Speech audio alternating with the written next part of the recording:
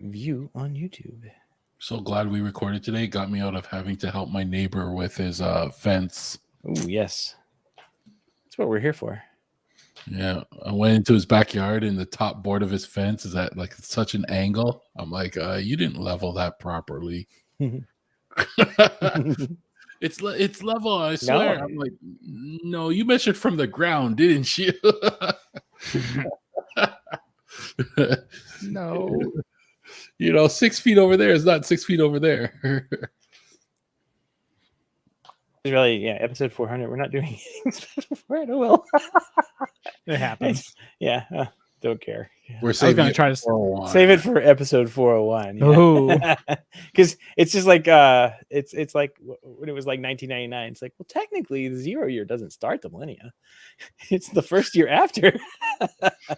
It's like the local farmers market didn't realize it was their 10-year anniversary until somebody pointed it out a couple weeks ago. They're like, hey, do you know that it's like the 10-year anniversary of this? And she's like, oh my gosh, it is. We should have done something for it this year. We did that. Like, yeah, just save it for next year. Yeah, who cares? 11th year. Ooh. Yeah, we did that with our company too. We were like, oh, we've been open 10 years, 2019. Like, maybe we should have said that. Well, I guess we'll just update the copy for the bottom of the press releases we never send out. So, yay! Over 10 years. 10 years. There we go. Where's my chat? Fun. All right, that's been posted to there, and YouTube is live. I see that. We're live. Now I can't talk like I really want to. Like a dirty sailor. I need. Probably should record. That's what I probably should be doing. Record the show. And then. All right, cool. I am.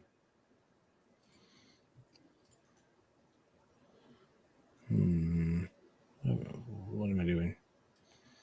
If you don't know what you're doing, we have no clue. Oh, great. All right. I don't even know what I'm doing. Let's do it. Yay. Let's do it. Is everybody recording? I'm recording. My speaker's off. Seth isn't. No, I was. Didn't look like I was. Oh, man. Bad Seth. Take it back. Is that the right date? The 19th? Yep. This is the HomeTech Podcast for Friday, August 19th. From Sarasota, Florida, I'm Seth Johnson. From Powell, Ohio, I'm TJ Huddleston. And from Pickering, Ontario, I'm Gavin Campbell. And welcome to the HomeTech Podcast, a podcast about all aspects of home technology, home automation, streaming, it seems. We've got a couple of streaming news stories this week. But I wanted to first follow up on a story we talked about a couple weeks back where, was it Rogers or Bell is announced? I don't know. One of the Canadian suppliers of internet is supplying like these amazing speeds that are over like 8 gig of internet, maybe 10 gig. Who knows? They're just making up numbers, I think, up there. It's ridiculous. And we're like, hey, Gavin, what you need to do is start your own ISP and ship some of that bandwidth down here for lousy Comcast customers like myself. And I guess that's what happened. There's a guy over in Michigan. He's a rural customer. Comcast wanted $50,000 to hook him up with some kind of fiber to the home. He wasn't having it, so he just spent about that, a little bit less. I think it was like $26,000 for a contractor. He paid like $45,000 in total to get everything like put together, but ended up getting fiber to his house, and then he was able to start reselling that fiber to his neighbors because he was smart enough while he was putting in one conduit to just go ahead and put in 2, which I thought was a good idea. Anyway, since now he's an ISP in a rural part of America, and Congress likes to give money every now and then to those types of ISPs, he's got a government grant of $2.6 million to expand his operations there. And so, Gavin, this is possible. This is your future. I think now that you have that big rack, you can be an ISP now. You can do it, man. I believe that would never fly up here. They would never let me do something like that. If I share my internet with my neighbor, somebody will be knocking at my door. Like, I can't even get away with that. I think you would need at least one more rack if you became an ISP, though. So that rack budget would definitely go way out of whack. He just has to spin it around and use the backside that he's not using any of. That's right true. Now. See, Yeah. he's got Actually, I plenty have a few things in the back already. Like it never ends. I think Richard said it never ends. Yeah, there's a lot going on back there. I dealt with a similar issue when I used to work at a summer camp in rural New York. And I forget who the carrier was there. We had Frontier at one point, but there was a faster carrier there as well. And the camp went about halfway down the road. And at the other end of the road, there was a high-speed internet service. And I think at the time it was 75,000 or if not more to run one single cable from the end of the road down to the camp. And it made more sense for the camp owner to purchase the property all the way down to the road. And then they just ran their own cable and had them hook it up. So that's how like unfortunate it is for, rural America when you need internet. It can be right down the road from you and they still want a ridiculous amount of money to install the service, even though you're not going to go anywhere else, right? Like if you don't have anybody else available, who are you going to switch to? So I don't understand the whole large sum to hook somebody up to the internet, but I'm glad this guy did something else about it instead of just paying the money. Yeah, we tend to treat it as a well, it's like a necessity these days. Like it's almost like a utility. It should be treated like a utility. We don't treat it like that. We treat it like, well, it's a business, but technically you can't like pay bills or get a job without internet these days. So it's kind of like it should be started to be treated like a utility, which is nice that our government is actually using a little bit of money to go ahead and hand off to these companies and these are smaller companies, like mom and pop shops that exist out in the rural America. There's one town like that I would consider the rural part of where I am called Mayaka. There's a like a state park out there it's mostly state park. But there are a few communities around there, and for years they used I think it was that Motorola. That was like a wireless wireless ISP. It's what they were. But starting a few years back, I forget which administration, maybe Bush, maybe Obama, they started to pass similar things to this, where grants were being made available for them to roll out fiber.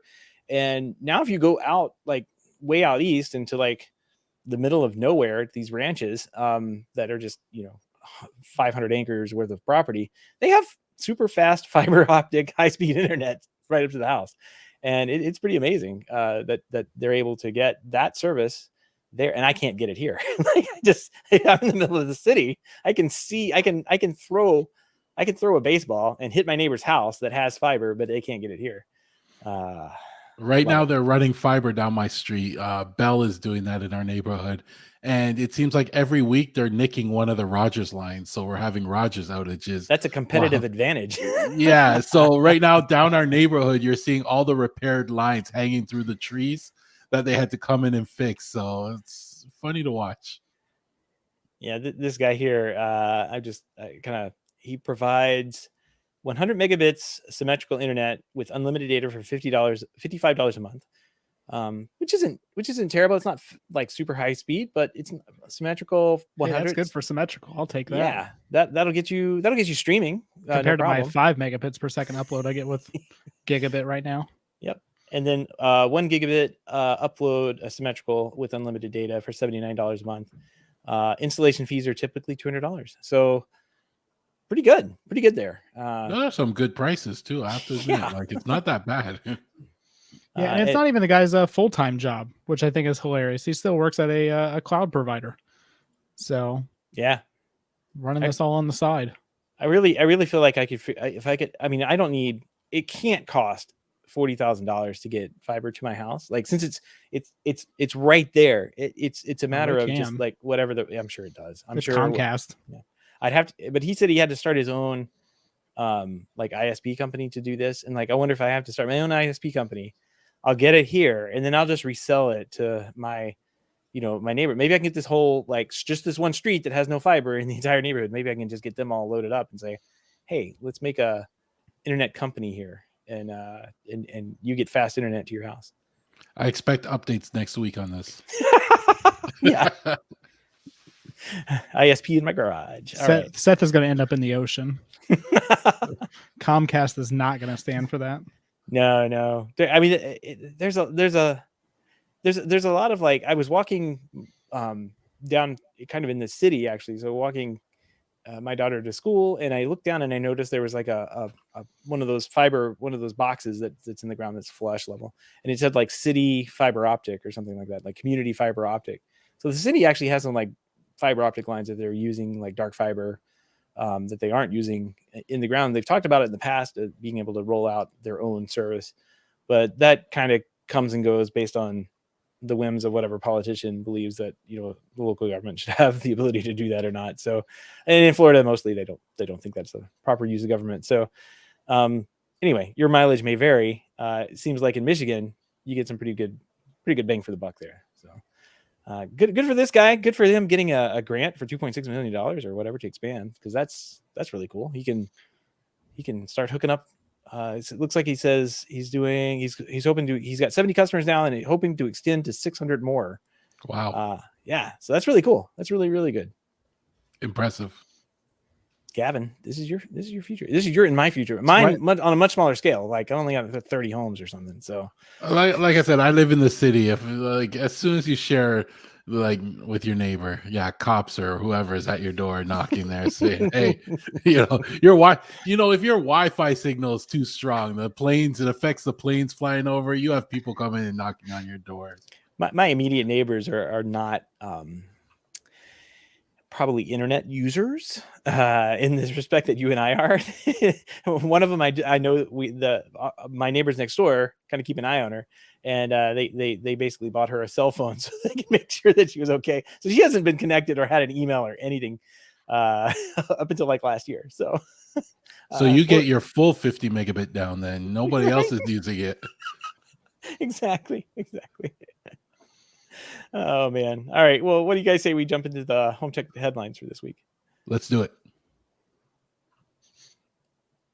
All right. Whiz. I don't know. All right.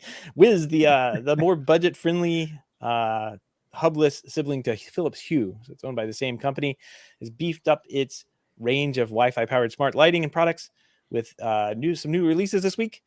They've got an $89 Whiz mobile portable light. It's coming in October, and a $24.99 Whiz smart button, which acts as a switch or remote control for all Whiz lighting products.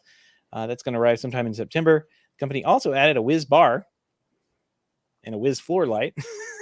This is a great name for a company, for indirect lighting as well as wall washing, which are available now. Whiz range starts with some bulbs, I guess, around $11, which is actually really, really competitive. Includes standard shapes for white and colored bulbs, light strips, down lights. They're also available in smart plug form factors. They have a wire dimmer and a motion sensor. Kind of like just a lesser expensive ecosystem to get involved with, but it works with Alexa, Google Home, Apple Siri shortcuts, if this then that, and smart things. And Signify, the parent company, has also indicated that they're hoping to support Matter over Wi-Fi with Whiz products later this year when that finally drops. So kind of a neat product. I've actually never heard of this brand, like not really looking for products in that price range, I guess, which is probably what kept me away from it. If I did see it, and probably the name too, quite frankly, it looks like a cheap name, but it's not what I think of when I think of smart home lighting. But okay, I would tend to gravitate towards like the Philips Hue type products, and think of things in that price range. But heck, for $11 to start with a smart bulb, that's a really good price. Yeah, and it checks. Go ahead, DJ. Not the best name in the world. You know, I think they could have thought of something better. I don't even know how long they've been around or anything, but just like you, Seth, the name is not appealing there. I think one of the cooler products that they announced out of this is the Whiz Pull Floor Light, which is $119, 59 inches tall, and you can change every color about it. And it's meant to go either standing up like in a corner somewhere to kind of give that wall wash effect, or you can take it off the stand and like put it behind a sofa or something like that. So pretty cool product in that regard. And I would imagine, the Philips Hue version would have to be over $200 for something comparable. So definitely an affordable option to smart lighting that somebody wants it. What do you think, Gavin?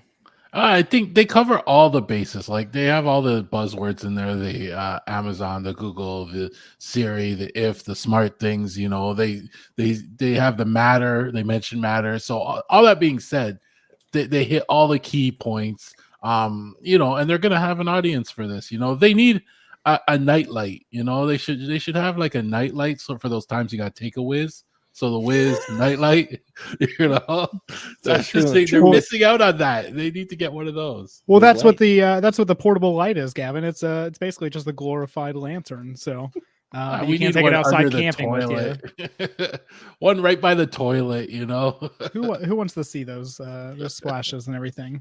Kind of scrolling through their products, they actually have a Wiz Mote, which is a Wiz remote that for their products. I thought it had more buttons than it did, but it doesn't. It has like 4 or 5 buttons for controlling light scenes and that kind of thing. But I guess if you needed that to walk around their house and control things, you could use that. And the new smart button is about $12.50 ppb, so price per button there. So relatively low on the cost there. We're gonna have to put a spreadsheet together and organize the PPB by whatever it is. That's how we can help people pick their home automation platforms. Is what you can buy the most buttons with. Truly the apex of research here at HomeTech. So yeah, definitely the mobile portable light is your whiz light that you're looking for. I'm looking at it right now. It's got a little handle on it. It's cylinder shaped. Looks fairly small and easy to carry around there in the dark. Just don't drop it in the toilet. Yeah, just don't drop it. It's full color. It's got dual zone lighting effect and a touch panel control. So that way, if you want to pee in red, then you go ahead. That's never a good thing, though. No. If that happens, you need to see a doctor immediately. That's a public service announcement from your friends here at HomeTech. All right, moving on here. Google has got some new products on the way. That Google they appear to be positioned to launch a new updated Nest router equipped with Wi-Fi 6E. It's got Bluetooth Low Energy and Thread built into it as well, and looks like it may come out later this year. And this is all based on an FCC filing that has the model number A4RG6ZUK or ZUC. Sorry, ZUC. Similar ideas from other Nest products and thermostats and that kind of thing. So the filing's internal pictures are kept secret until the product's released, I guess. But the wireless technology inside, they're saying, has two 2.4 gig / 5 gig bands, 2 5 gig Wi-Fi diversity bands, and then 2 2.4 and 6G dual band antennas. So that's pretty much lines it up with being Wi-Fi 6E.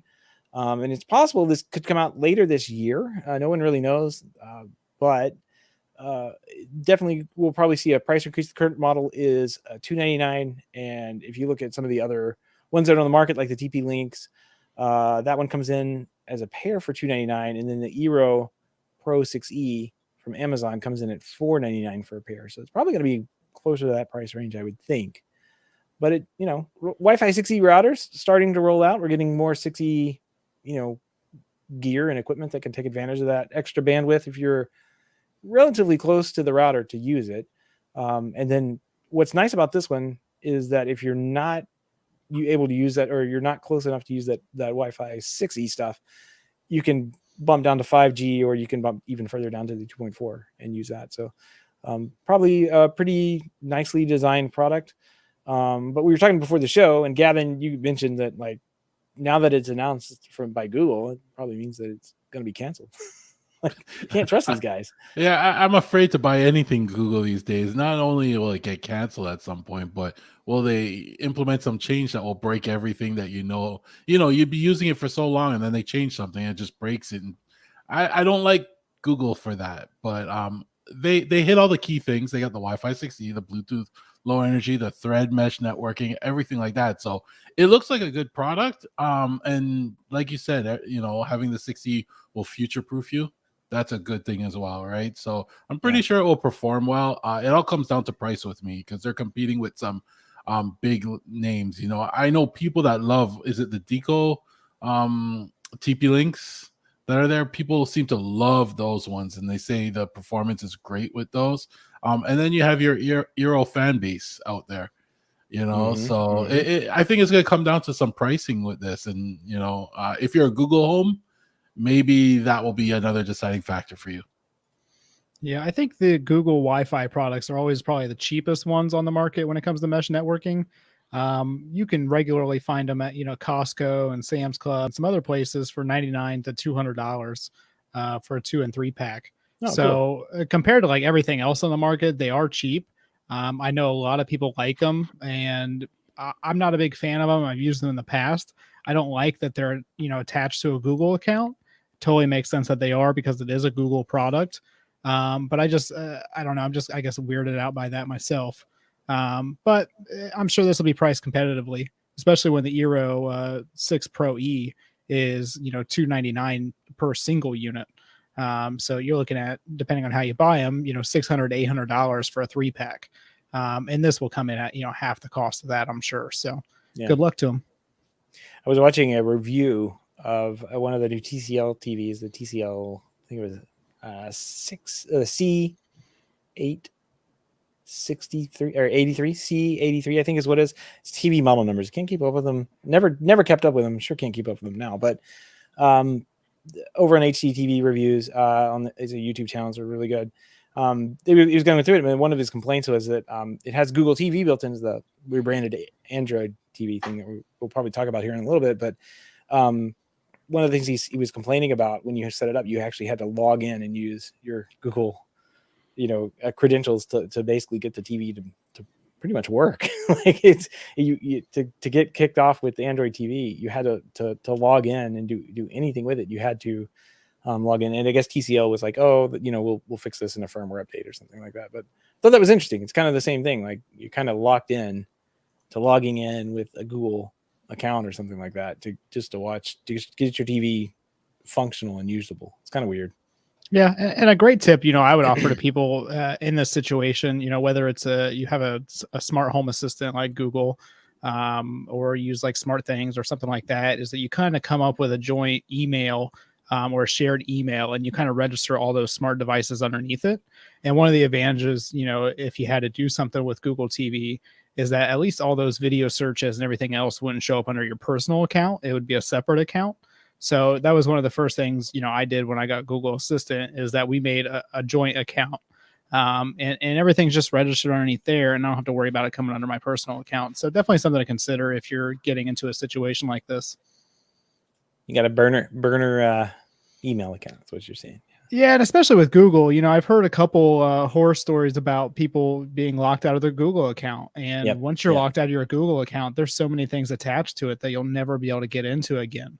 And especially if you've registered for other accounts using your Google account, how do you access those without access to your Google account? So I'm always weary about those kind of things because I just don't want that to happen to me. Yeah, it's scary to think about. There was a famous story years ago about one of like a major editor or somebody that had their Apple ID attacked, and they essentially just locked them out of all their devices, of course, but then went through and like just deleted everything. And he lost pictures of his kid, like that, baby pictures of that just didn't exist anywhere else except on whatever phone they erased remotely.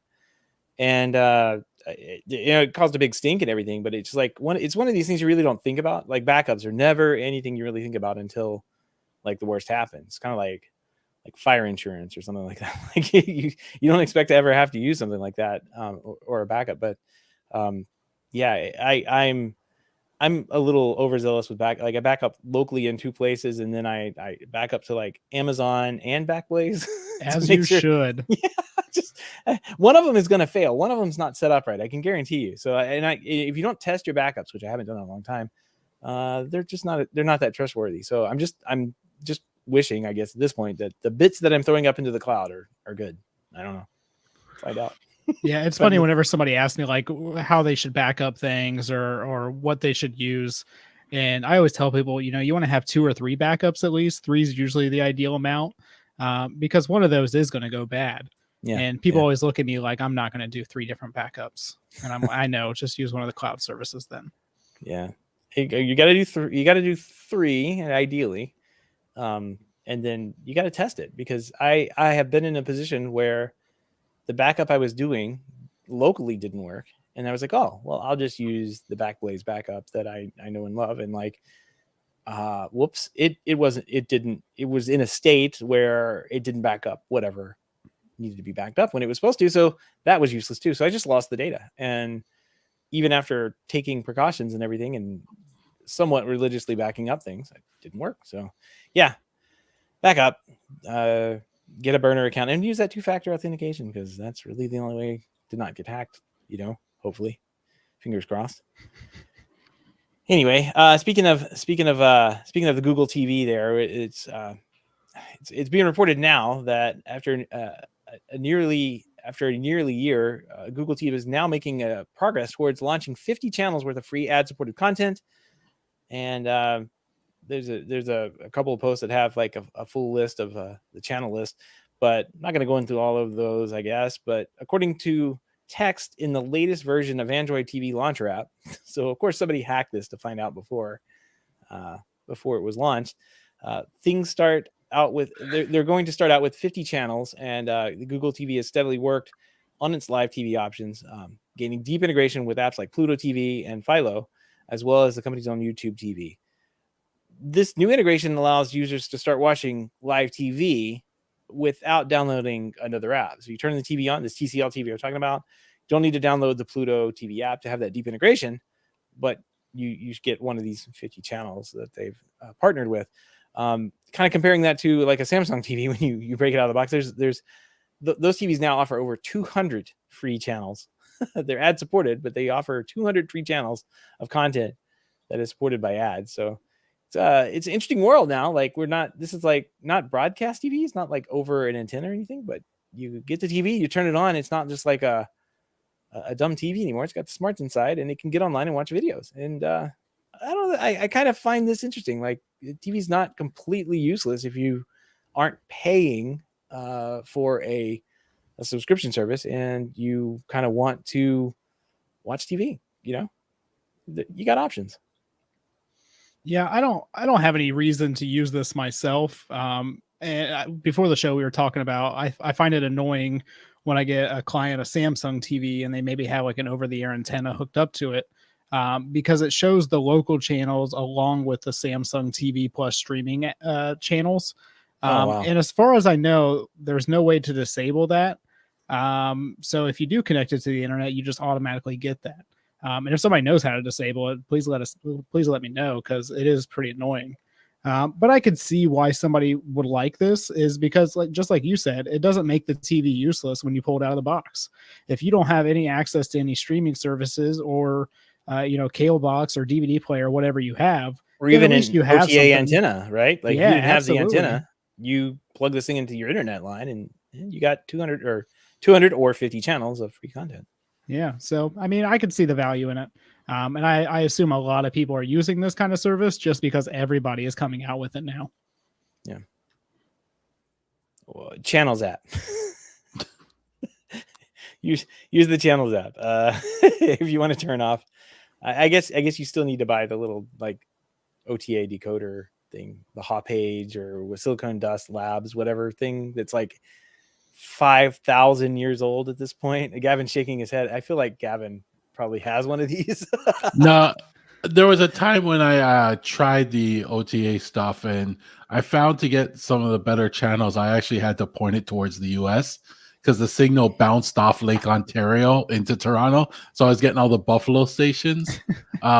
So like, our local stations weren't that exciting, but this looks, what I like about this is it has a lot of news stations on it, and news stations are usually things I watch when I'm watching live TV. It's to see the local news, what's happening right now, and they got a number of news stations: NBC News, Today All Day, News Live, USA Today. As a lot of the other channels I probably wouldn't, but I think this is the beginning of something. I can see in the future they're going to expand, they're going to add better channels, and you know what? It's free for now. Expect to pay at some point to get better channels. Yeah, I will say the Channels app does a little bit more these days too. I'm kind of looking through their website, and you can actually record shows off of providers' accounts. So like if you have Hulu, Xfinity, Fubo, Dish, Fios, Xfinity, Sling, DirecTV, all these things. I guess there's a program they call TV Everywhere, and you can actually record the programming that's playing from those, I guess, locally, and then everything's it's kind of like a TiVo, if TiVo was actually real and in existence these days. I mean, it's technically still alive, but not like it used to be. But it looks like channels. I use this app for watching OTA stuff, but I have not really paid attention to it very much. It has a great guide, great interface. But I haven't seen all this other stuff that they have. Plus it's like a paid feature for stuff that I really am not compelled to, look at. So, I can get, video on demand from most of the stuff where I don't need to set it to record onto a hard drive or something inside my house. So anyway, it may be an option for somebody that's out there, but I can absolutely recommend it for the OTA streaming stuff if you don't want to deal with Samsung TV channels in the middle. So sorry, TJ. That's why we can't have nice things. They always got to muck it up with their own advertisements. Dang it, Samsung. Well, who wants more ads? It's too bad you're getting them. You're getting them anyway. And price increases. Yeah, starting December 8th, a new version of the Disney streaming service will be available with ads for $7.99 a month. And if you're wondering, like, wait, that's the price I pay right now. Well, guess what? Your price is going up as well. So the price they're going to have two tiers now, basically. The ad-free tier is going to go up to $10.99 a month. So it was funny. I was like thinking back, Disney announced this and said that they were going to introduce a lower cost ad-supported tier. Well, this is one way you do it. You raise the price of the non-ad supported tier and still technically lower cost. Brilliant, guys. The ad version will be known as Disney Plus Basic, and the ad-free tier will be known as Disney Plus Premium. And all Disney Plus titles will still be available across both platforms. These prices are similar to the scheme offered by the Disney-owned Hulu service, but there's a little bit more here. Hulu is also set for a price increase starting on October 10th. The basic subscription will increase by $1 to $7.99. The ad-free tier is going from $12.99 to $14.99. Meanwhile, Disney Plus bundle, which includes Hulu with ads and Disney Plus without ads, of course, who can remember all this stuff, and ESPN will increase from $13.99 to $14.99 a month, and the premium version, which includes ad-free Hulu, will remain about $19.99 a month. This is crazy. This is why people download stuff. This is why people steal stuff. Just listening to you read this out it hurt. Like it's just too confusing. It's going back to cable. We've come full circle. And all they did was you're paying $7.99 a month for what you currently have, and they say, okay, now we're going to give you ads, but if you want no ads, then you got to pay $11 a month now. They didn't introduce a lower streaming service. They're just now forcing you to pay more to get rid of the ads that you didn't have before. Like it's getting too confusing. And it changes too much. Like people just like consistency with their cable. Like you turn on the TV. You remember the days when you didn't even know, like you just knew what channel things were on. You just was like, I'm going to channel 24 for my news. I'm going to channel 16 for Days of Our Lives. Well, now all that's changing, right? Like it's getting confusing. Days of Our Lives makes another appearance on HomeTech. Well, we all knew that Disney Plus was gonna get more expensive, though, right? Like there was no way that it was gonna last forever at $7.99 because that is extremely cheap compared to every other streaming service out there. So I just kind of figured when they launched this at this price that they would definitely increase price at some point. Probably didn't see it like this, but totally makes sense because I think we're paying for one other streaming service, maybe two. I think we're paying for like Crunchyroll and like Discovery Plus, which is less than $10 a month right now. But everything else is north of $10. I'm trying to remember what we paid for Disney. We paid like this deal. It was like 2 or 3 years of Disney Plus. And it was like I think it was $75 for like 2 or 3 years. This is a launch price, like this launch deal that they did right before.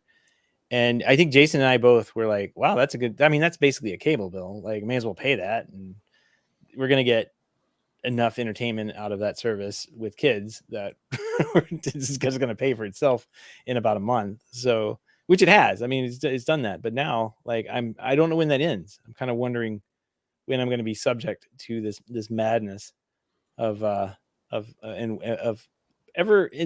never ending price increases and shuffling that's going on between these services, which are all owned by the same company now. Like, how many streaming services subscriptions do you currently have?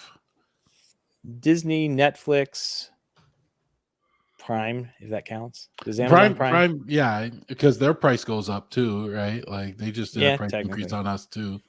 I'm at my peak right now. We have Netflix, HBO Max, Discovery Plus, Crunchyroll, and I think there's one more that I'm not remembering right now. Amazon, I guess if you're counting that. So 5. I have to fire up the Apple TV to really look at the options that I have, because they're all kind of rearranged towards the top, and we do rotate things in and out. Like if something comes on Hulu that we really want to see, we'll flip Hulu on for a month and turn something else off. Yeah, that's what we do. Yeah, you get HBO probably for the Game of Thrones starting up soon. Yeah, I heard about that. It sounds like it's a prequel or something they're making for that. So hopefully, I mean, what's funny is we were really into Game of Thrones, and that last season came out, and we had canceled HBO, but we're going to turn it on and then everybody was like saying how bad it was, and then of course the last episode hit, and they're talking about like how like the streaming on it like failed. TJ, we were talking about HBO. This was like a major deal a few years back when that season finale of Game of Thrones came on. And this is again their technology stack. The video was so atrocious that nobody could actually see what was on the TV because it was, I guess, a dark video or something. I haven't seen it yet, but everybody said it was just not even worth watching. So we never have. We just, in our minds, the Game of Thrones just lives on, and you know they're doing things with dragons, and this is why you shouldn't be an early adopter. We watched it way after this and didn't have any problems. Well, like, yeah. I mean, I guarantee it was like a problem with the CDN was just overwhelmed with how many connections were coming in. Well, it was an awful last episode, so don't you worry. Yeah, I'm very upset with the last season. One of these days. Don't worry, they created a spin-off so they can ruin that as well. You sound bitter. I'm so bitter. It's like a waste of like a whole TV series. It's like the whole thing was just so good, and then the last season they were just like, we just have to kill this somehow. We don't really care how. Just okay. Everything happens. Are we talking about The Walking Dead? No, I couldn't watch that. Nothing is worse. Can't watch 20 seasons of Walking. The Lost finale. Yeah. The Lost finale. Do you remember that one? Lost was an excellent show, and I think it still holds up today. The problem with Lost is that the showrunners lost control of the show. Yeah. Lost control of the show. And the ABC executives were like, hey, let's throw a bunch of filler seasons in, like full season. They're like, we have nothing written for this. And they just had to make up stuff. So like it went around and around in circles. I think if they had ended that, like now you can have a successful series in like 3 or 4 seasons and everybody's like raving about it. Yeah. That went on way too long. Like The Walking Dead, The Walking Dead is just ridiculous. That could have been 3 to 4 seasons, and they could have done a really good job. They could have had all the spinoffs and still kept the thing going. But man, that AMC is just, they don't know when to stop. There's so many walkings and so many deads, and like how many of these zombies are still alive? It's unbelievable. So anyway. Wow, there's only 10 seasons of Walking Dead. I feel like there's got to be way more. Oh, that's just one show. Like, look at all the other walking shows. Yeah, the number of steps they have logged in that show is ridiculous. walking. Yeah. That one. The characters are great character writing, great character development in like the first 3 or 4 seasons, and it's like I want to see what happened to these, and it just got to the point. I'm just like, I can't watch this anymore. We're done with this. And I just got up one day and I was angry and I just left. And my wife tried to keep watching it and she couldn't. So we're done. Sorry, AMC. Should have ended that. Should have killed the walkers and called it a day years ago, or killed the people. I didn't care. Just kill them. Kill anybody. End the story. That's all we were tuning in for. How does it end? It was all a dream. They're all dead anyway. Exactly. It's like Saint Elsewhere, whatever it was back in the 80s. Anyway, moving on here. Snap One, the company we always talk about here on the show. And I lost my show notes. There they go. Different screen. computer. Okay, there we go. All right, in a surprisingly short post, Snap One revealed that it had acquired a company that everyone already thought had been acquired by Snap One. Claire Controls.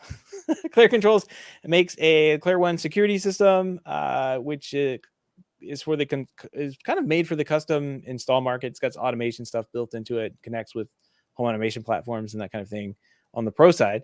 And they've been a long time Snap One supplier, Snap AV supplier, whatever, selling both branded security systems and the cameras through an exclusive partnership since that they started back in 2019. So they've been around for a long time in the Snap ecosystem.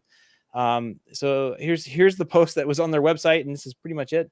It says, building on the success of its existing distribution agreement, Snap One today announces the acquisition of Claire Controls, the maker of smart home and security solutions. Snap One partners who install hybrid, so that's what they call dealers now, who install hybrid smart home and security solutions rely on Claire Controls products. We're proud to continue supporting partners who look to Snap One for best-in-class and easy-to-install solutions like the Claire Control brand offerings.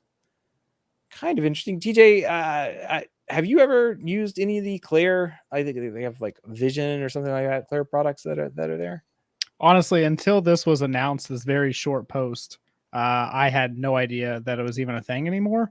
I kind of thought they had got bought out or acquired a long time ago, just because I never hear about them. So no. Yeah, they didn't make noise in the market. I would see like press releases every now and then. So full disclosure, I worked for Claire Controls way back when they were like a startup, and they didn't really exist as the company they are today. There was only a few of us, and we were just kind of like mucking about trying to release a product that was not this. This is like 2 or 3 iterations in the product line down the road from where we were. We were making something that would compete with Crestron and Savant, and looking to do that. And since then they've pivoted to more like focusing on like the production builder market, I guess. So every now and then you'll see like 3,000 homes being built with Claire One products or something, like they've signed an agreement with some builder that in some neighborhood somewhere. But I haven't, I'm kind of with you, TJ. I haven't seen anything other than kind of like those types of press releases from Claire. And I, kind of, I'm not saying I follow them closely, but at least, I recognize the name when it comes up and in the news. I haven't really seen them do much outside of like this exclusive agreement with Snap. And I guess it kind of makes sense. Like, since they were already all Snap AV really doesn't have, or Snap One, I guess now doesn't really have a security offering for like a panel type security system.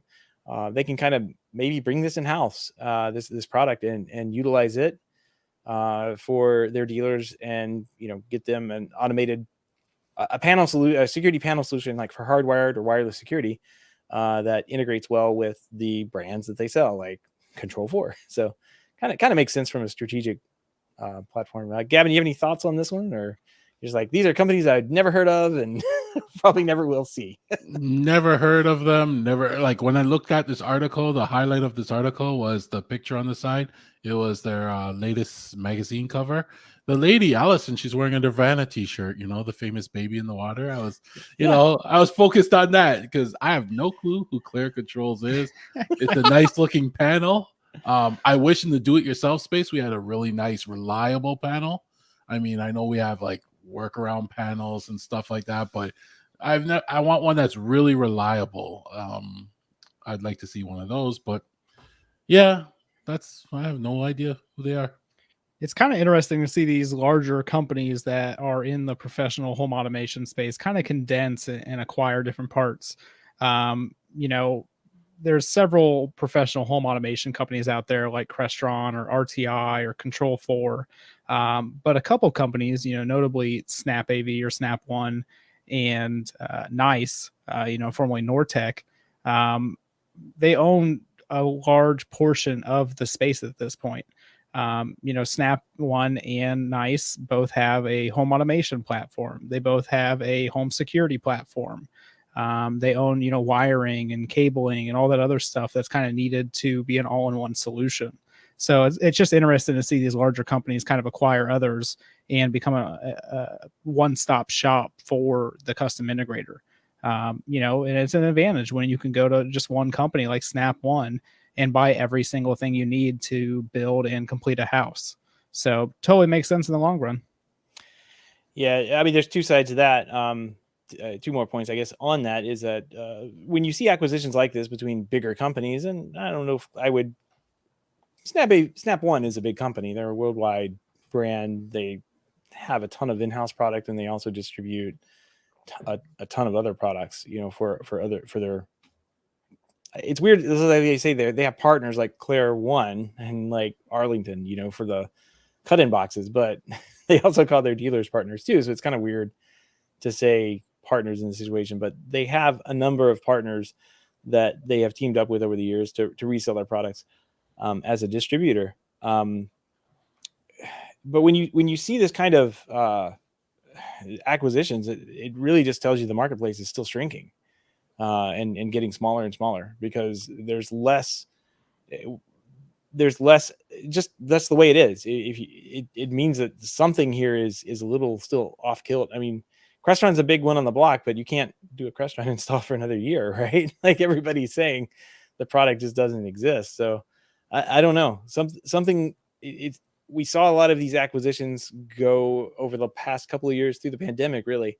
And then it kind of like cooled off for a little bit, but now I guess Snap is back on it. That they bought up pretty much all the distribution space in North America, and they will probably continue that buying spree, I guess, overseas. I can imagine them getting involved in buying more of the just like the standard distributors overseas as they want to expand their footprint everywhere. So, but again, it all kind of leads back to the first point I had is the shrinking of the market and shrinking of the industry. And the second thing is it doesn't make anybody unique when you have one place to buy. Like this is a bespoke, bespoke market, right? Like the custom integrator, but it's not very custom if you're selling the same product as everybody else, or you have access to the same product as everybody else. And that's kind of what's made the boutique industry of custom integration so boutique over time, right? Because there was some exclusivity to smaller brands that not many people had heard of, and or they had heard of, and just like you can only buy it from like two places. It's getting harder and harder to find those brands these days because they've all either combined or merged. I mean, what's the group that has Denon? Is that a big group? Like has Denon, maybe Macintosh too? I don't know. There's some big like AV brands that like consolidated all of the receivers and everything. So like all of those are basically they're still made. United Sound, is that it? I don't remember. They've changed hands so many times. They have changed. They've consolidated all these products in the industry to like 2 or 3 mega companies that kind of own and control the supply chains for all of them. It's like, well, are you getting like the same receiver when you buy a Marantz as these days, or as it was when it was the 1970s when no, you're not. Like it's completely different brand, it's completely different company, completely different components that make up that, and basically you're just buying the brand on the front of it that you remember. So anyway, long story short, long way to saying like these acquisitions are good and bad. Like it's nice to have the a company like Claire One, I guess, brought into the fold of Snap EV, but also it kind of should be a warning sign, or just maybe it's just a warning in general that the market may be getting a little smaller for everybody. Well, and the acquisitions, just like this, I don't really see Snap One keeping Claire controls around in the long run. I see them, supporting the products and everything like that. But I would assume at some point that they're just going to merge this into Control 4, because why wouldn't you want that integration just already there? So, that's kind of the thing that stinks for the long run, is that maybe it does consolidate a lot more and you're not going to have that individuality anymore.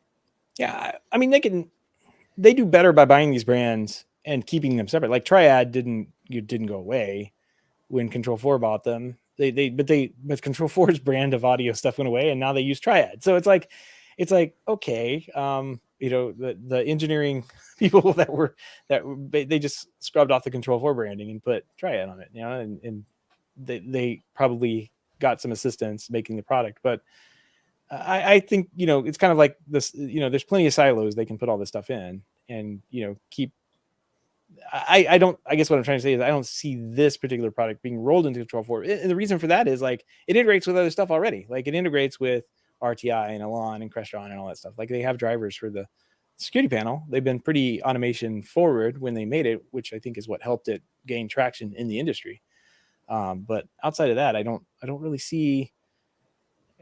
I've worked for them for a long time. I've never really run across their products in the field either. So it's kind of like, well, and that would be my only thing. And that's probably why I'm saying, the rolling into Control4, just because nobody knows who Clara Controls is for the most part. Right. And those products would work well with Control4 if they were able to integrate them fully. Yeah.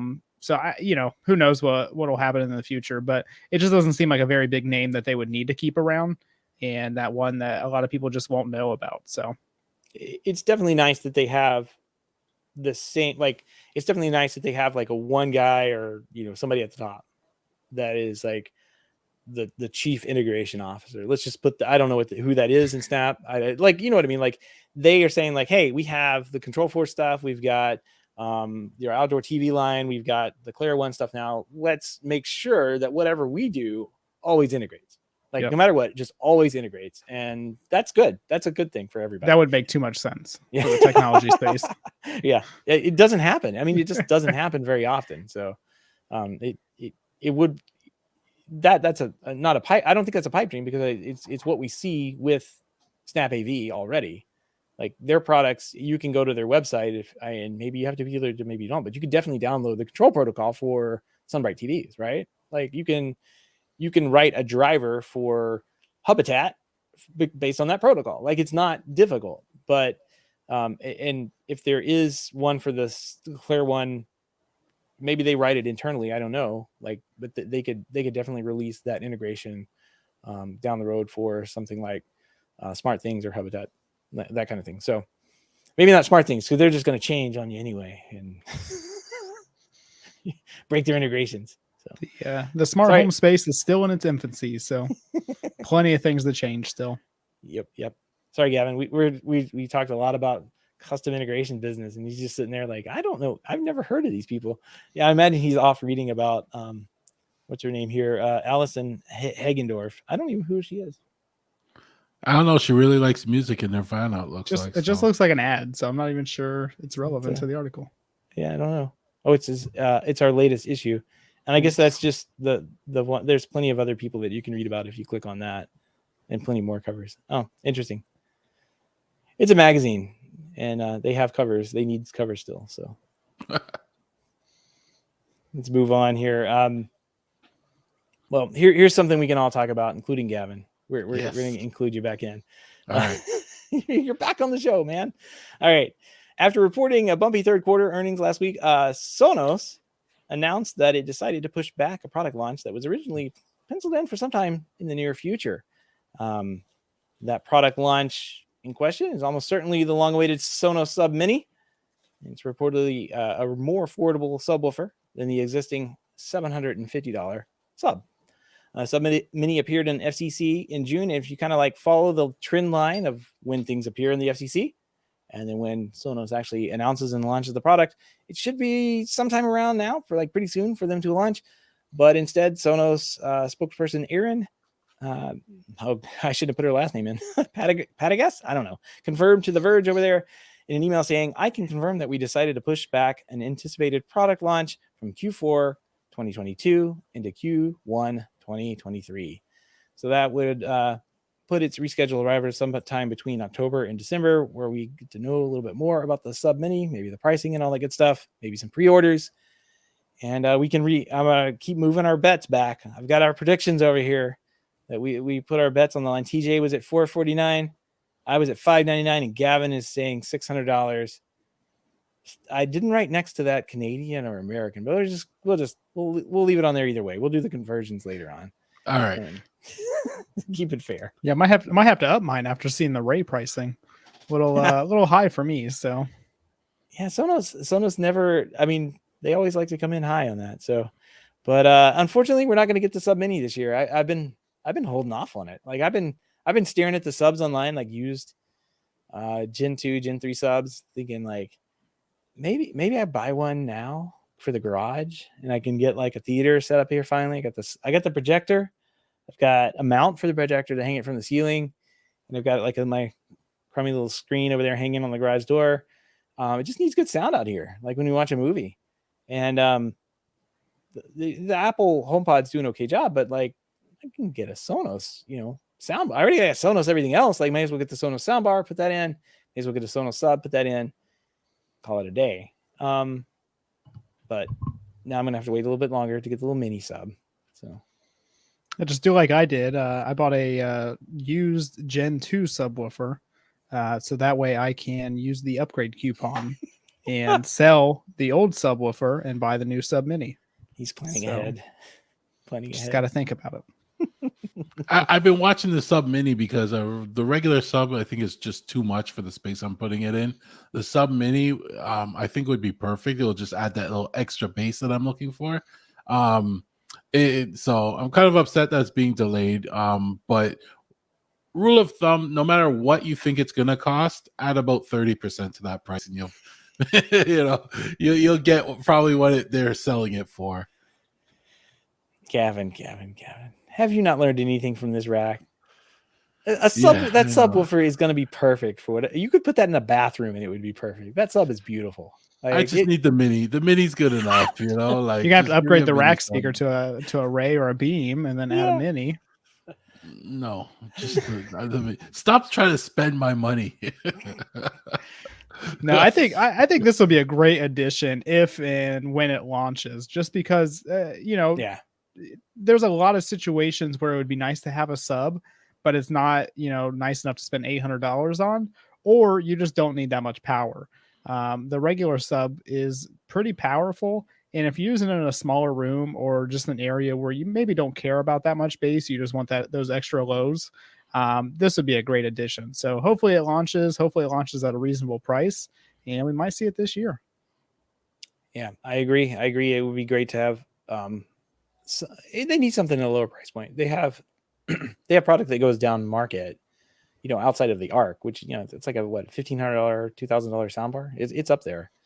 The Arc, yeah, is that right? It's like $899. Well, maybe I've been looking at them with the subwoofer.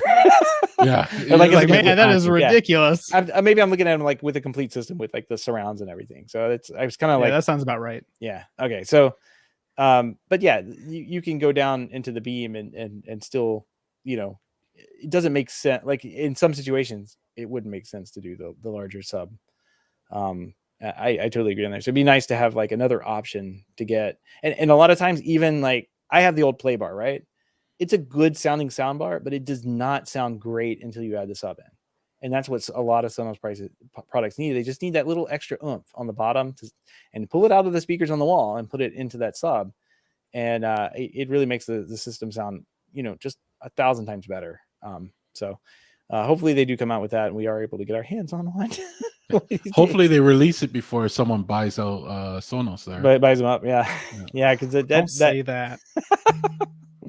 Yeah. Their stock took a real big hit on Wednesday last week. They did not have a good sales quarter and they hadn't fired enough people and then they just got sued by Google. So yeah, just all kinds of bad news for Sonos, and the CFO left. Yeah. They've been playing tricks with that company for a while to like juice their numbers, and they had a really good like through the pandemic. They had some good quarters through there, but they've been playing games, and they recently let go. Like recently, within the last year or two, they let go like a ton of people, and it's like somehow their stock just kept skyrocketing. And it's like, well, it's because they don't have any people working there anymore. So yeah.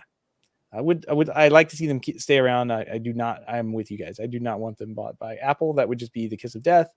And then Google, we know they'd keep them around for at least a year, and then they'd camp. They'd be dead. They would just strip the patents out of it and then sell everything else. Yeah, just like they did with Motorola. Or they would just keep them around and just like have like half weird product launches, like the Nest brand over the next. It's like, oh, it's there. Sonos with Chromecast, yay! They would never release Chromecast on it. They'd just be like, oh, we can't do that. Some agreement we assigned, yeah. Oh man, those guys are still bitter about it, and they'll never put Chromecast on Sonos, even though we own them. Oh man, yeah, that's exactly what would happen. You're right. If Google or Amazon buys Sonos, I'm getting rid of mine immediately, just so we're clear. Yeah. I probably, I'm gonna go back to buying those old component systems. The old receivers with speakers. Do it old school. Yeah, you can't put speakers, you can't put microphones in those. Then no. All right, TJ, I have found a new show for you to watch with your bounty hunters show. This is going to make a great addition to the type of TV you like to watch, TJ. A new America's Funniest Home Video style show hosted by none other than Wanda Sykes is on its way to your TVs very soon. Discovery Plus, I'm sure. It won't be showing any clips deliberately captured with smartphone cameras or video cameras. Nope. It's going to feature videos captured by Ring doorbells and smart home cameras. The show is called Ring Nation and is produced by MGM Television and Big Fish Entertainment. According to Deadline, Ring Nation will showcase viral videos, feature content such as neighbors saving neighbors, marriage proposals, military reunions, and animals doing funny things. This is really weird. Barry Posnick, president of Alternative Television and Orion TV at MGM, said, from the incredible to the hilarious and uplifting must-sees viral moments from around the country every day, Ring Nation offers something for everyone watching at home to enjoy. This is going to be just for you, TJ. This got your name Genius. all over it. Honestly, I'm surprised it's taken this long to come up with this idea, just for the simple fact that like a lot of the viral videos I see online now are from like Ring doorbells or other video doorbells of things happening, meteors falling from the sky, cars crashing into your house, babies being saved, cats being attacked, all kinds of crazy things. So, I think it's hilarious that Amazon has started this because why not? Make a YouTube channel. What is wrong with these people? Heck no. They have to fill those streaming numbers up. How are you going to do that without custom content like this, Seth? This is the dumbest thing I've ever heard. I don't know if I want to watch it, but I could just see the Amazon employees. It's probably like they were probably just going through all our videos anyway, and then they would see all the funny stuff, and then they would share it amongst each other in the office, and then somebody said, "Hey, let's make a TV show out of this," We can get Wanda Sykes to host it. Yeah, exactly. And that's probably the birth of Ring Nation right there. Whoever thought of that, I hope they got a huge raise, because this is going to be the idea of whatever year it launches. Everybody's going to be watching this. This is literally Al My Balls. I'm sorry. This is the dumbest thing. I don't even know what that is. What is that? Mike Judge. Idiocracy. Oh, okay. Like this is literally the TV show that they sit around and watch people get kicked in the butt. And this is perfect for our short attention span, because Ring videos are what, 15, 30 seconds? They can fit so many videos and so much commentary into like a half-hour show. This is like America's Funniest Home Videos again, but with Ring cameras. You guys' homework. You guys' homework is to watch Idiocracy, and then we'll report back next week. And this is just like everything else television does. They just got to rehash what they already had before. So why not? Why not? No new ideas here. I was driving down my street today, and I had to do a U-turn and go back and take it. I put a picture of this in the hub, but somebody had put a Ring doorbell above their garage door as the security camera. Hilarious. Yeah. They obviously have height requirements for those that can visit. For their visitors, yeah. You got to be at least 10 foot tall. Is that Shaq's house? That makes sense. Maybe his grandma's house or something. It's really funny. I just drove by. I had to do a double take, and then I was like, no, I got to go take a picture of this. This is too good. So you actually drove by this, like this. It's one of my neighbors. It's one of my neighbors' houses. Yeah. And the best part is the Ohio Association. What was that? Did they clear it with the homeowners association? Oh yeah. No, you don't need it for that. I just thought it was funny. Like it's a door, and it's like right over their garage. It's like not. It would be. I think it would be ideal if they had like one of the security lights there, but it's a Ring doorbell. Like I don't know. I don't know what you would do with that. It's kind of funny. The best part is the Ohio plates in the driveway. So well, that makes sense. Shout out to Ohio. Oh, it now adds up. Okay. They obviously brought it from their winter home or their summer home. Reuse, recycle. Is that what it That's is? right. Yeah. Okay. It's just must be an Ohio thing. We'll just chalk it up to that. Ohio. Can't even say it. Ohio. Ohio. All right. Well, all the links and topics we discussed tonight, including that whiz light, can be found in our show notes over at HomeTech.fm/400. 400, guys. That's pretty cool.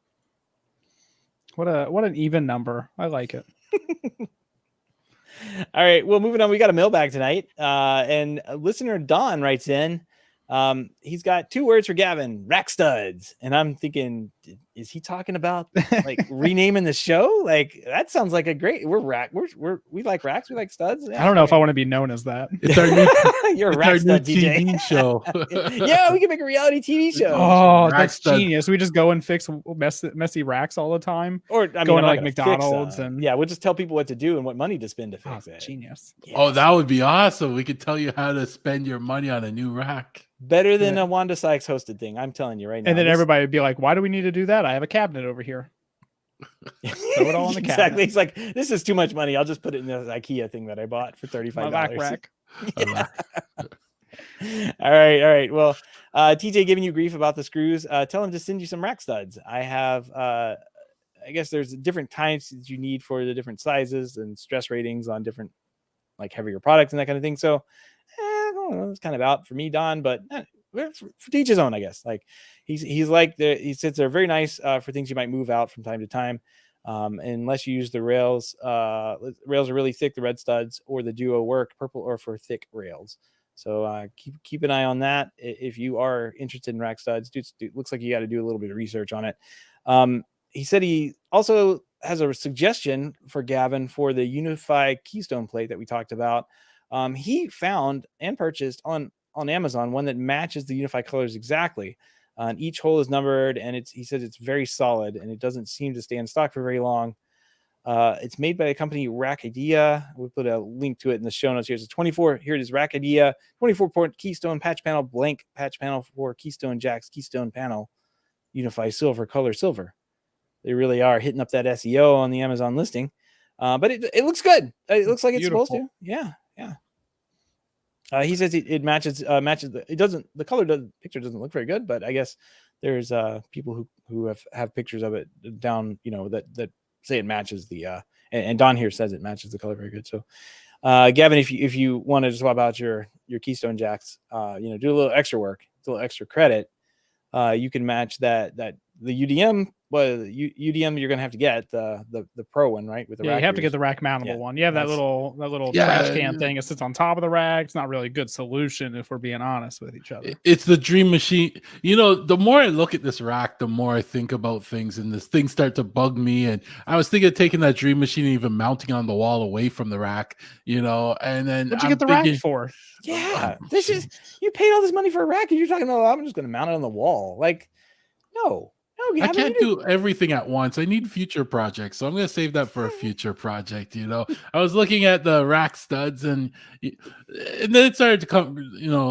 It hit me. This rack is sitting in my basement. Nobody sees it. The only time I see it is when I go down there into the freezer or the cold room, really, right? Or I go to reboot one of the servers. So I'm like, you know what? It doesn't bother me that much. How do you sleep at night?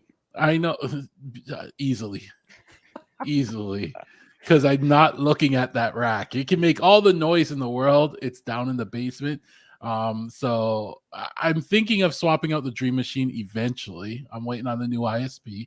I'm gonna make that decision. Today I added a top shelf. I have a drawer coming in this week. By the time it's short, so by the end of the week, I think I'm gonna be done with my rack.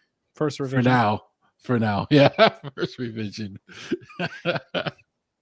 Yeah, thanks for the information on the rack studs, Don. I actually bought a pack that I have never used yet. Send them to me. Just because one of the things, I want the whole rack to look the same. And if I can't use them for heavier things like a UPS or a computer or something like that, then I have to just go to traditional like cage nuts and rack screws anyway. And I might as well just use that. But I do have I think like a 20 pack or 30 pack in the van. waiting for that one moment that I can use them where it'll be convenient. So hopefully I can use them soon. I did not realize there was different weight ratings though, so that's pretty hilarious. Yeah, and you're gonna have a problem with like you need those security ones, so you can't lock down your Yeah, I don't like people touching my stuff, so I definitely need the security ones, and these ones you can just spin right off. So I will nitpick this Unify patch panel thing though. They use black screws when they could have used silver screws. Yeah, Not really matching Yeah. up. See, Gavin, you got to go with the whole aesthetic. You know, you don't want You know, somebody you don't want somebody going in your basement and just thinking that you don't care about your rack. my whole oh God, you're giving me a complex now. My whole rack is like black, right? Like that's the theme I went with. And it's annoying that the Unify switch I have is in silver. That's the one piece that stands out. And I was actually looking around to see if there's templates, stickers you can put on a faceplate or something I can replace it to get with black. You know, so I'm looking for one of those to see if I can, because it that does bug me that it doesn't match everything else on there. Oh, I'm sure somebody makes one, Kevin. Why? Well, I just bought rackstuds.tv, so when Amazon's ready, we're ready. That would be a great show. Nobody would watch it, but we're doing it. We're doing it. This is going to be a YouTube channel, and if you want us to come spend your money on your racks and tell you what to do, you're going to do it. But we'll tell you. We should do it remotely. Like we'll rate your rack, you know, remotely as a part of our YouTube show. Oh no, this is important enough to fly out to. All three of us can meet on site. I think we can make a production out of this for sure. Yeah, absolutely. Filmed on iPhone or whatever. We'll get Apple money for like. I've got a GoPro. About We're that. good. Yeah. So. Yeah, I'm excited about this. Hopefully, this venture, comes to fruition here, and we're able to help you out with your racks because we're rack studs and rackstuds.tv. We can launch it on our own streaming service, and then we'll give everybody access to our free security system. There we go. I'm still looking for a front plate for my Unify switch. I gotta get it in black. You need something? You need something for TJ and I'll hook you up. We'll just get you. Yeah. Do they have faceplates that are in black for you? I'm looking for one and I don't find one. You have to send me your model number. We'll have to see. There's ton of. Do you have Etsy up there? She's like a vinyl. Yeah, we got Etsy. I have stuff shipped from the US from Etsy.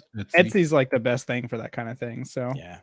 All right. Okay. All right. Well, thanks, Don, for writing in. We appreciate the feedback and the help spending more of Gavin's money. We any opportunity we have to do that. Yeah, fix those screws. Rackstuds.tv. All right, moving on here. I got a pick of the week. I've got something for your rack studs out there. I have this card in our notes called Seth's zip tie thingy, and the guys have been kind of like, "What the heck is that?" For a couple of weeks, but it's these things. I saw them on Amazon one day, and I was like, "Oh, that's kind of a clever idea." And it's basically a zip tie holder. It's got like, how do I describe this? It's a circular clamp, I guess. It's a hole you put zip ties in. You can replicate this with using another zip tie and wrapping it around the zip ties and zip tying them all together in a bundle, because that's what I think most people do. But this has got like a little what you hear rattling here is it's called a carabiner or something like that. You can clip it onto your belt.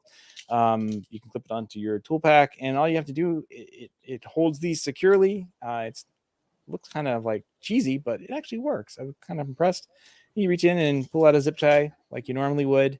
TJ actually pointed out that it glows in the dark, which I tested out before the show, but could not conclusively say whether it glowed in the dark or not. But it does look like that kind of like glow in the dark plasticky thing. It's kind of like that off-white look to it. But overall, like, I don't know, 6 out of 10. Like it does what it says on the tin, right? Like it completely serves that. Seems to be pretty well made, like high quality, thick plastic. Holds the zip ties. They haven't fallen out all over the floor like I would expect. But they're pricey. They're like $20 something for two, like $25, $27 for two on Amazon. 2 for $25. It says supposedly the normal price is $35, so not sure how true that is, but for $25, I don't think it's like the worst purchase you could make. And if it works, then so be it. I never liked using like the single zip tie method just because I'm forgetful, and so I would take 5-10 zip ties out of it, and then I would just lose all the zip ties at that point. Does that just is it like self ratcheting, or do you have to manually close it as you take zip ties out? No, it's got like a spring thing in here that you can open things. Like you have to force the spring thing open, and it's got like, hear it. Oh yeah, this is my ASMR. So the first time you use that and your zip ties don't fall over the ground, that'd probably be worth it. Yeah, like here, it's got a solid spring in there. It's kind of like little grommets that the thing kind of like latches onto and presses together. So yeah, two for 25 isn't bad if you had a reason to have more than one. Yeah, so I'm happy with it, just because it also allows me to take the zip ties out of my work bag, which is such a bulky thing to have inside the bag when you're trying to carry things around. You can take them out and clip them on the outside, and they can dangle there and be happy. And I can be happy actually putting tools in a work bag rather than a bunch of zip ties. So they save a little bit of space. And I guess, like I said, they do what they say on the tin, and I can't complain though. Very noisy here on the show trying to get this put back together. Now they took it all apart though. Well, you made me a believer. I'm buying a set. Yeah, I'd recommend them. Here you go. Zip tie thingies. I don't even know what they're called, but they're on Amazon. Zip tie organizer holder. Oh, see, they can do way better on their SEO. They just need to put like glows in the dark, hold zip ties fail, zip ties all over the floor. Yeah, I think they'll do better if they work on the SEO. And for $25, it comes with 28-inch black zip ties. They did not give me 28. No, ooh. Did not get that in my package. Send it back. Got ripped off. Yeah, a 1-star review. Yeah, 1-star review. Where are my 25 zip ties? Probably not zip ties you want to use either. I will say that I've been like kind of moving back a little bit on how much I actually do use zip ties though. I've been using the Velcro branded Velcro stuff, like little strips with the little double-sided. Yeah, hook, loop and hook or something. Hook and loop, something like that. They make them, and you can buy them like in 4-packs, way under the price of whatever this is. And there's hundreds of them, maybe 400 of them in a pack. They're great. They're absolutely wonderful to use, and I have been using them a lot more because they get as tight as a zip tie, but then I can go back and undo things when I need to undo things. So the stuff that I touch a lot, I have been putting into Velcro, and the stuff that I don't touch and I don't want to move goes to zip ties as usual. But anyway, TJ, you probably just want to use like some kind of metal zip ties. Make sure nobody ever messes with your wires. Security screw zip tie. If you could find that. Yeah, not really worried about anybody messing with my wiring at that point. It would be in conduit or something else. So I still use zip ties for anything that's permanent, or to kind of get that nice structure around things before I put Velcro on it. When I started off in the industry, we used zip ties like crazy. Yeah. You would go through, 100 bag within minutes, if you're pre-wiring a place or something like that. So I'm kind of still in the habit of using zip ties to get everything into its location, but then I try to finish it off with Velcro. So that way, if I add anything or need to remove anything, then it's relatively easy at that point. Yep. I agree. Gavin, have you gotten any? You doing zip ties or Velcro in the rack? What are you doing? You have silver or black zip ties? They're black. They're not zip ties, but I'm using the Velcro, and I help with the cable management along the rails and stuff like that. Yeah. But I find the zip ties are best when you're interrogating people. I mean, they're stronger. So I utilize them and that would be great because it clips onto the belt there, easily accessible. If they break their hand out, you just zip out a new one and put it down. And you're good to go. Yeah. And the good thing about that one is you can use any size zip ties with it. So you'll obviously be able to fit less into it, as you get larger, but you don't have to worry. 8-inch, 16-inch, 20-inch, they'll all fit. The world is your oyster, or a zip tie, whatever. It comes in packs of 2, so you'll always have plenty of zip ties. It's like at least 2 packs. One for each side of the belt. So it's like the right head. Double zip tie. Maybe they'll sponsor us for our rack stud show. Quick zip McGraw. Yeah. All right. All right. Well, let's move on here. If you have any feedback, questions, comments, incriminating evidence of abductions or whatever Gavin's talking about over there for the show, give us a shout. Maybe not that one. I don't know. Maybe not that one. No. Don't send any of that to us. We don't want to know. Our email address is feedback@HomeTech.fm, or you can visit HomeTech.fm/feedback or fill out the online form. All right, guys, that wraps up this week. I got something to tell Gavin. Docker's kind of cool, man. Did you know that? Did you know? I introduced you to it. I told you Docker is amazing. I love it. Wasn't so much of an introduction. It was just like I knew it existed. I just never had really needed or wanted, I guess, to use it. Like it was kind of like I looked at it as like a server person's type thing, and I guess like I have a server thing that you've been helping me make over the last couple of months here. But one thing I've been trying to do. Have you heard of the paperless program that's on? Yep. Yeah, NGX. Yeah, I guess there's different versions of it, but NGX is like the newest. Yes. But it's like an open source document collection thing, and you can like scan all your documents into it. And instead of organizing, it does exactly like what I wanted to do. It just scans it in, and you can go in there at any time and tell it, what it is, and tag it and label it. It just goes in a big folder on your drive. That's exactly how I organize everything, because the computers exist and they have search engines, and it OCRs all the text. It's a nice little program, very basic compared to like I'm sure the commercial stuff that exists out there, but it does what it says it's going to do. Really works well. I was like, we at our community center, we have a bunch of like historic documents, right? Like old meeting minute notes, or like older magazines that they published way back in the day when people actually could do that kind of thing. And I was talking to somebody about like preserving that and like how we could do that. And I was like, oh, just scan it. I know there's this program that exists out there. So over the weekend, I was like, well, I want to play around with this myself. I got stuff I need to scan. Like there's junk all over my desk I'd like to scan. So I loaded it up. Docker, boom, done, right? I was like, okay, well, let me spin one up for them.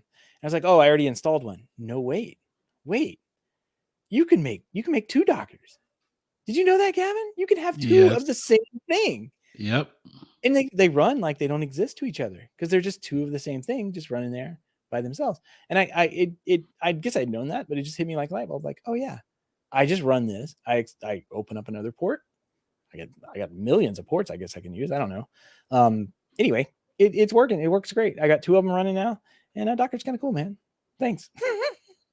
It's even better when you're running it on Unraid. Like the amount of stuff, like I have about 40 different Dockers running, and they're doing various things. But yes, they are great. It's a very powerful tool, and I always encourage people to get to know it. The best part about Docker is like all the config files and everything are stored outside of that little bubble. Yeah. So if anything were to happen, like your config is it's safe. You just destroy the Docker, reset it back up, and it reads the config right out of the file. Like it's a great tool. I had to do that for some reason. Like the thing got hung up and wouldn't restart, and everybody said, "Oh, just delete this thing." There's a button on Unraid that says delete Docker image. Yeah. I was like, "Oh, I don't want to do that. It'll delete everything." And the guy like said it so casually online. He was like, "Oh, I just deleted and added my stuff back in through the installer." And I'm like, "Okay, well, we'll just try that." I went in, deleted it, reinstalled it, and then just went over to the apps thing and started adding the stuff back. All the settings were there, and it just cranked right back up. So yeah. Really, I mean, it's kind of when we start talking about this stuff, I'm sure many people's eyes glaze over, because it's kind of like one of those like network or programmer centric engineer things, but it really is kind of nice that you could just, it's basically like having its own little computer within a computer that runs one program is really how you can say that. I don't know. It's like a very lightweight virtual machine. Where all the data you need to keep is kind of kept out of sight of the bubble, and then the program itself is inside the bubble. So when you destroy the bubble and recreate it, all your config and all your data is still there because it was stored outside.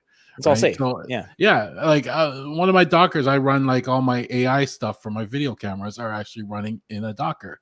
Yeah. Right. And it uses much less resources than like a virtual machine, much less memory, and it works really fast. Yeah.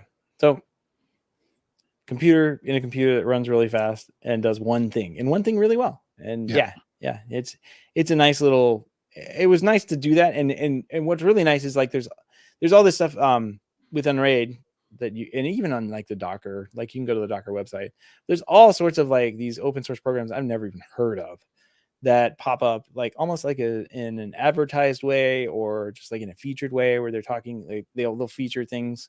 and you can go in and just install it, tinker around with it, see if it's something you want to mess with, and if not, delete, and it's gone, and you don't have to worry about it. It didn't hurt to do. Like it doesn't really make or take up any space, so to speak. Just some config files, like you said. You can delete it, move on. If this paperless thing didn't work out, then I would have just deleted it and tried to find something else or something like that. We run our show notes like on something that's similar to it is running in a Docker somewhere. But yeah, it's kind of the same thing. Like it's an interesting setup. I'm glad that we were able to like finally work our way through it. And I feel like this has there's something here for this in the home industry. Like this home automation and stuff could run on this, like these dedicated little computers with computers that do one thing really well. It seems like it's ready for like this is totally an enterprise thing that we're talking about, right? Or not really. Docker. Well, Docker's getting popular in the non-enterprise with the open source community and stuff like that too, right? Every app that comes out now, they're releasing a Docker version of it as well, which I'm loving. Exactly. Yeah, and I'm just thinking, like, I feel like this, since it's such an automated process, right? Like you literally click a button and it installs like an entire operating system and like all this stuff behind the scenes, and you're filling out like what you want to call it. Essentially, you're just giving it a name.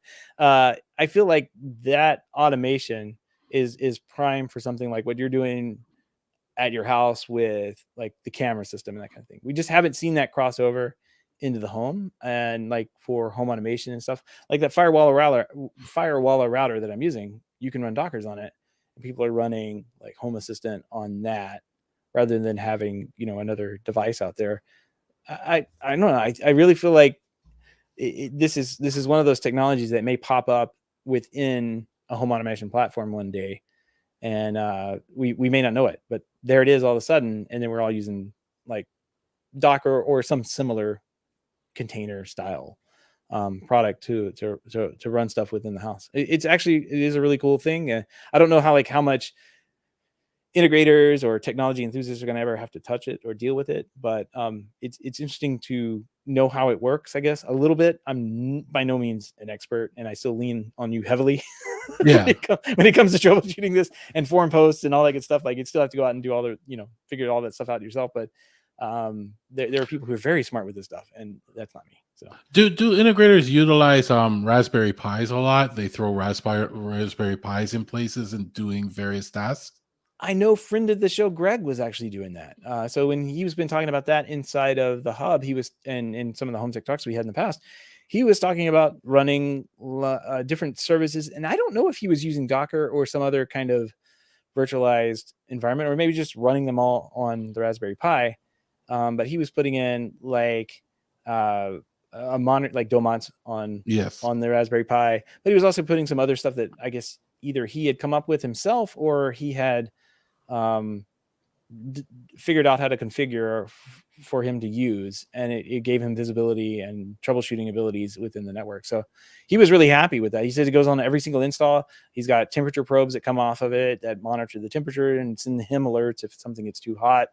All good stuff. Yeah. And Raspberry Pis are a great example of a little computer that can have all these other little computers running inside of it, doing all these special things. They're actually pretty powerful. You can run Dockers on them too, I think. Yeah, definitely. You don't need much to run a Docker. Like the way, like, we're all used to general computing, right? We're used to having a computer that has to have a GUI and has to have like all of the drivers for every printer out there on it, right? For Windows and stuff.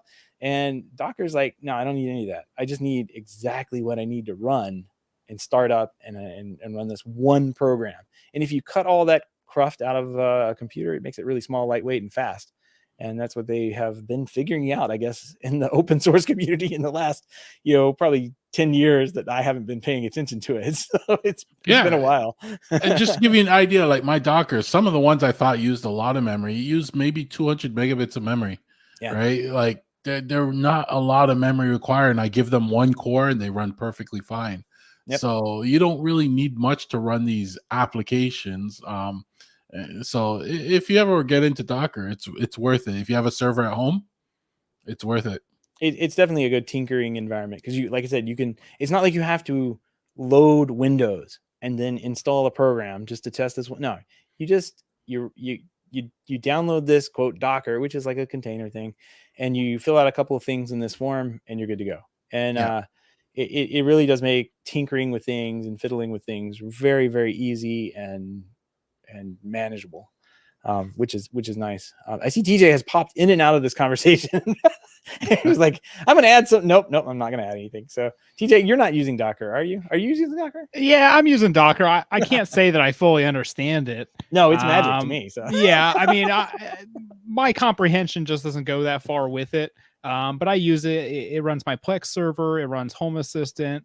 A couple other programs like Sonar and all that other good stuff. And it works great. The biggest thing is just making sure you have everything mapped correctly, depending on what you're doing. But I think it's a great program, and it does exactly what it does. When you say mapped, it's just like ports, right? So like, yeah, and sometimes like and the file for different shares. shares, yeah. Which is not like, it's just a path to where you want the files to be saved, and the port is like, just make sure you're not trying to run it on a port that's already running something else. So yeah, no, not. It's not the worst thing I've ever configured in my life. Now, and the only time I know of custom integrators using like something like the Raspberry Pi or like this is, specifically like Greg's case where he's using it for Domots. There's a lot of products that are based off of the Raspberry Pi, and when you get them, you look at it, you're like, man, this is just a Raspberry Pi, but I'm paying $800 for it for some reason. Yep. There's a decent amount of products in the professional space that are like that, but I would say that nowhere near a large percentage of people are installing, this kind of thing in a customer's home just because of reliability. They want something that's out of the box and that just works instead of having to configure it and play with every, finite detail of it. Yeah, definitely. Yeah. I will say the reason I have a Raspberry Pi is because one of the overseas hubs that I pulled from some house years ago was actually a Raspberry Pi, and it was just in a metal box rather than that they had made and branded or whatever. And I, took it out. I think it's sitting on the table over there. That's what their $600 Pro hub is that I did not want to buy a couple months ago. And somebody from the Slack channel graciously sent me. So, and the $600-ish Firewall router that I have is a Raspberry Pi of some type. I mean, it has more network. It's more of a designed board from someplace in China, I guess, but it's a Raspberry Pi inside, and it's doing Raspberry compute stuff inside. So that's kind of cool. Like this stuff is, it's either Raspberry Pi or it's the ESP chips, right? Like they're just everywhere. And Raspberry Pi is more of a computer, and the ESP stuff is more for lightweight, like little small sensors and devices and that kind of thing. But I just saw, actually, speaking of Firewall, they have announced, if you go to their Reddit, they're taking pre-orders for the Gold Plus or whatever they're calling it. It's a 2.5 gig router. I'm like, oh man, I should have waited. It'll look good in Gavin's rack. Yeah, it will. They claim there's going to be a rack mount version. So ooh, even better. Yeah, can't wait. Dream Machine. Dream Machine. I gotta save up for that. Yeah, roughly about the same price if I'm thinking about it. I'm not sure how much the Dream Machine Pro costs, right? Is it the Pro? No, it's the SE. The SE. Okay. $499, I think, for that model. Probably around the same price. I don't know. Firewall is probably more expensive, but all the stuff on Firewall works. Well, yeah, and you'll be able to do way more advanced things, like actually set up a VPN and whatever else. A real VPN like WireGuard, just like 2 clicks and you're done. So, crazy. Yeah, it's wild. I'm pretty happy with that thing so far. So can't complain too much. I just wish it was rack mount. Anyway, the never-ending rack sagas continue. But I guess that wraps up the show this week. If you have any, we do want to give a big thank you to everyone who supports the show, but especially those who are able to financially support the show through our Patreon page. If you don't know about the Patreon page, head on over to HomeTech.fm/support to learn how you can support HomeTech for as little as $1 a month. Any pledge over $5 a month gets you a big shout out on the show here. But every single pledge gets you an invite to the hub, where you can go in and I don't know, make Richard mad. I guess he's been on a tear from some things that we said on the last episode, but that's okay. It's both of your fault. It's good for our SEO. if you rile up Richard, we've discovered that I don't know. It gets posted on Twitter under Annoyed Richard, and we retweet it, and then people tune in, and our numbers go up, and it's great SEO. It's amazing. There's all sorts of fun stuff going on in there. Pictures and comics and all sorts of finds. Like Robert actually posting these Cree light bulbs. Did you guys see these? They were like $11, $12 light bulbs from Lowe's that had daylight tracking inside of them. And they look like, if you look at the picture and the picture is accurate, they look like regular light bulbs that you would buy. So I thought that was pretty cool. Anyway, all that stuff is in the hub there. All sorts of questions being answered throughout the day and throughout the week. So check that out. If you want to help out the show, but can't support the show financially, totally understand. We just appreciate a 5-star review or positive rating in the podcast app of your choice. That wraps up another week here on Home Tech. From everyone here, have a great weekend, and we will see you on our next venture, rackstuds.tv. Take care. Until next time. Rackstuds. I can totally see the show. Like, dang it, we missed Gavin. You have to get